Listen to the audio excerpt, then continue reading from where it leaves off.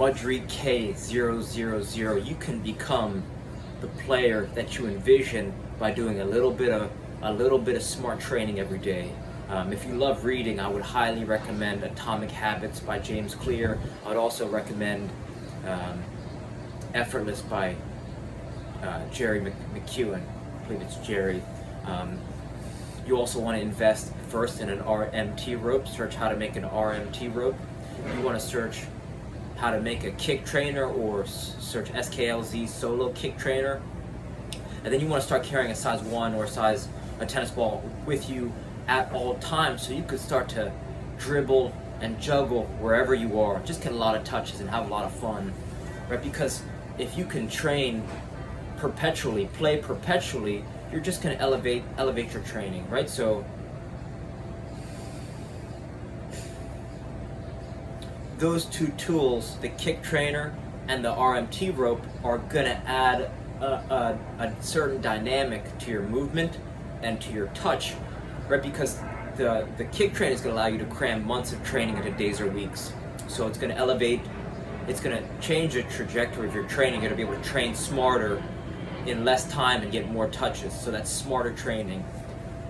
The RMT rope is going to make you more dynamic. It's going to improve your awareness. It can help improve your breathing. It's going to improve your coordination. I noticed when I started using an RMT rope, my juggling improved, which improved my passing, which improved my shooting. Like, every one of my skills was elevated from the use of an RMT rope, and there's no barrier to entry, right? Either cost, right? It's just a cheap, soft rope. As long as you are tall, you could get one from your local hardware store. You can order one online. I promise you that it's going to elevate the quality of your training. So just search how to make an RMT rope.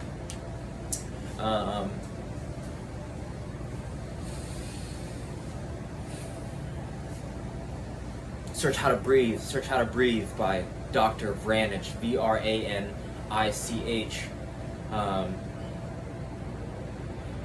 There's a lot of ways that you can improve, and it kind of depends on. You have to be aware of your surroundings. You have to be aware of your own personal schedule. You have to be aware of people that you can interact with, right? Like, there's not one way to improve, right? Some ways could be if there's local pickup or local clubs or players. If you start spending time and being in proximity around players who are much better than you, then you're going to elevate your speed of play. You're going to be able to, like, the quality of their play is going to rub off on you a little bit, in theory. And then, when you're just by yourself, you can start to elevate your own personal training, whether it's a joyful, right, just to develop an effortless, joyful practice that allows you to, you're not focusing on getting better. You're actually focusing on becoming very relaxed while you're playing. So you gotta just take your relaxation and kind of zen out and just find a rhythm, whether it be juggling, whether it be dribbling, whether it be using the RMT rope. It's about finding a nice tempo and then getting into breathing and into relaxation, because then what happens is when you step on the field, it's like you can time kind of slows down, and then you're just seeing time and space on the field and the movement of players. It's like Messi, right? He's just scanning, and then connecting. He's just connecting passes, and he's just, almost in an effortless way, right? So to elevate your juggling practice, you could just juggle different size balls, tennis balls, right? There's probably balls in your home right now that you're not utilizing, whether it be tennis ball, dog toy, even an American football. So I think the name of the game is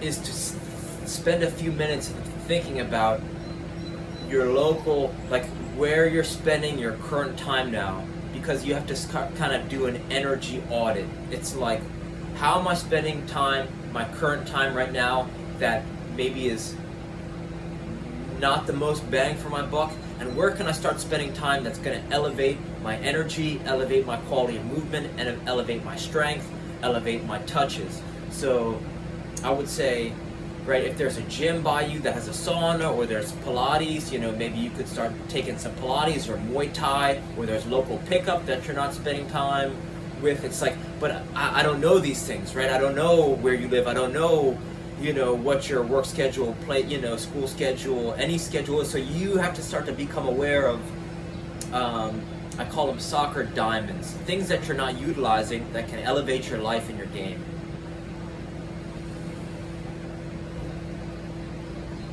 And I think you're the best form of like this player, right? You said, I want to be the player that everyone's scared to play against, right? And I like that goal. But it's relative, right? Because there's going to be players in your community who are better and who are worse than you. So you just have to seek out the players who are better, and then share your joy and the learning that you've learned from the better players, and then share them with the players who are worse. So it's a cycle of learning from the best and teaching to players who you could help, and then at that same time improving your own like soccer, your own meditation, like your own joyful soccer practice. That's all it is. So in your community, I guarantee you there's either people, places, or things that can elevate your training. And then it's just about the mastery of said soccer training tools. So I'll bet 96% sure that you're not using an RMT rope and you haven't learned the alternating underhand sneak, and just that one thing is going to help you like completely change the quality of your movement on the field, your running mechanics, your explosiveness, your injury prevention. It's going to help alleviate soreness, help with recovery. It's like everything's going to get better just by mastering this one tool. And tools are so important because just like a chef uses a vegetable peeler to save time and energy peeling vegetables, right? Some simple soccer training tools can elevate your play. And this is something that you can carry on in your backpack and bring with you everywhere you go for the rest of your life. So a few minutes a day of like learning how to do some simple things can really help you achieve that goal faster. It's like to learn any language, you need between, this is an oversimplification, but between 10 and 20 hours in the front. And then from there, it's like you have a handle on it for the rest of your life. So spending a few minutes learning how to do some new things, some new training techniques can set you on a different course. But you have to be open to the learning, and you have to accept that your training's not where it could be, and it never will be. It's learning perpetually. So you just have to kind of embrace that pain, right? To sand, so to varnish, to protect the wood, you actually have to scrape down the old varnish and then put a new, wash it and then coat it with new varnish to protect that wood. And it's like yourself, you have to scrub away either the poor mentality or the poor technique or the poor, or lack of awareness, and then you got to protect it with new ideas, new training, new mental maps, a new mindset or new mantras that are going to help elevate you, protect you from the unknown. So I think that's something, right? It's a little bit of time each day, kind of growing your life and your game through soccer. So give some of those things a try.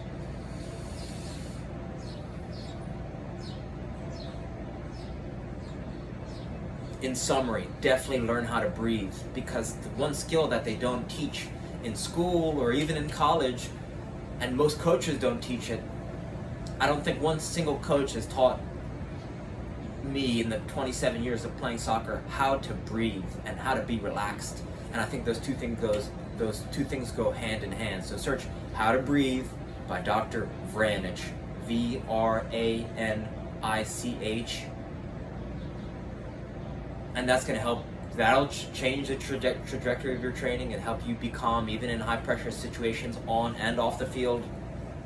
And then it's how to make an RMT rope, and then after you make the RMT rope, it's how to do the alternating underhand sneak. That's by David Weck, W-E-C-K.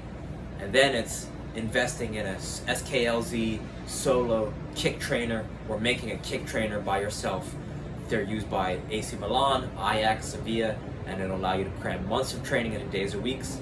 And then from there, it's, juggling different size balls to improve precision and power, and then also bringing a ball with you everywhere you go so that you can get a lot of touches in an effortless way and just